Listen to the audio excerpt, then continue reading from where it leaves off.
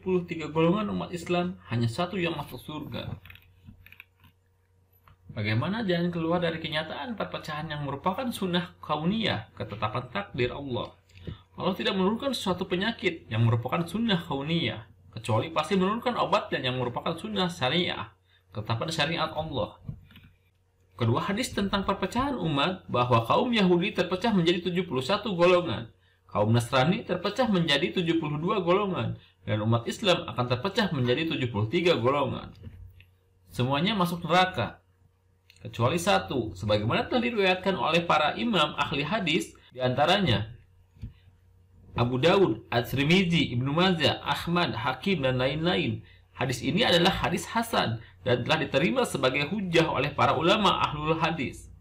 Golongan-golongan umat Islam yang sebanyak 73 kelompok ini hanya satu yang ada di surga. 72 golongan lainnya ada di dalam neraka. Maksudnya, mereka adalah golongan yang diancam sebagai penghuni neraka, bukan golongan kafir yang kekal di dalam neraka. Sebab tidak setiap yang dinyatakan ada di dalam neraka mesti kafir dan kekal di dalamnya.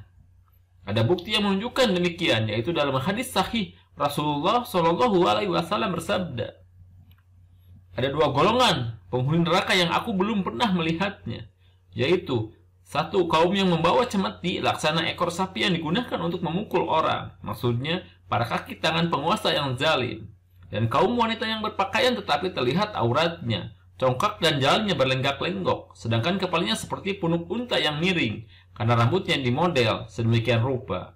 Mereka tidak akan masuk surga dan tidak akan mencium baunya, padahal baunya dapat dicium dari jarak sekian dan sekian. Hadis riwayat Muslim. Kaum penguasa zalim serta wanita penghuni neraka yang disebutkan dalam hadis di atas tidak bisa dikatakan sebagai orang-orang kafir yang kekal di dalam neraka, kecuali mereka menghalalkan tindakannya itu setelah memahami haramnya, seperti dikatakan oleh Imam Nawawi. Selanjutnya, hadis tentang perpecahan umat Islam menjelaskan betapa dasarnya perpecahan di antara kaum muslimin, dan itu merupakan sunatullah al-kauniyah, ketetapan takdir Allah. Ini jelas merupakan penyakit, sebagaimana yang telah disebutkan dalam hadis Al-Irbadah bin Syariah. Obatnya ialah sabda Nabi Shallallahu Alaihi Wasallam pada bagian akhir hadis, ketika menjelaskan jalan apakah yang ditempuh oleh golongan yang selamat, yaitu menurut salah satu riwayat, yaitu apa yang hari ini aku dan sahabatku berada di atasnya.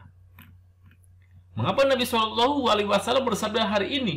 Sebab pada hari ketika Nabi hidup itulah agama Islam sempurna, sehingga mengikuti sunnah Nabi Shallallahu Alaihi Wasallam serta para sahabatnya seperti pada saat beliau masih hidup merupakan satu-satunya obat untuk menyembuhkan penyakit perpecahan umat.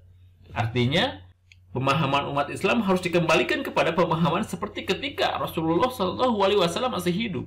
Sebab pemahaman terhadap Islam sebagaimana pemahaman yang ada pada zaman Nabi Shallallahu Alaihi Wasallam merupakan satu-satunya pemelihara bagi umat Islam dari perpecahan.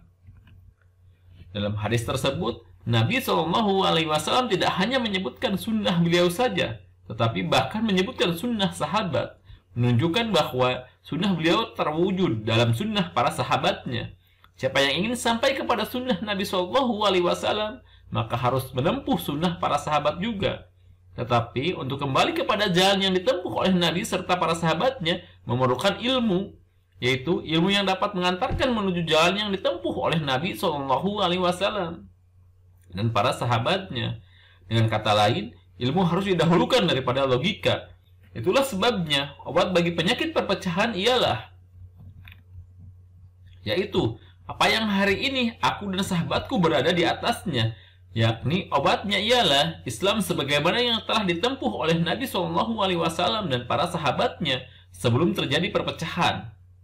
Obatnya bukan seperti yang ditempuh oleh golongan hizbiyah, oleh mazhab, oleh gerakan, pendapat, politik, atau yang lain-lainnya. Perselisihan dan perpecahan tetap terjadi dan semakin dahsyat.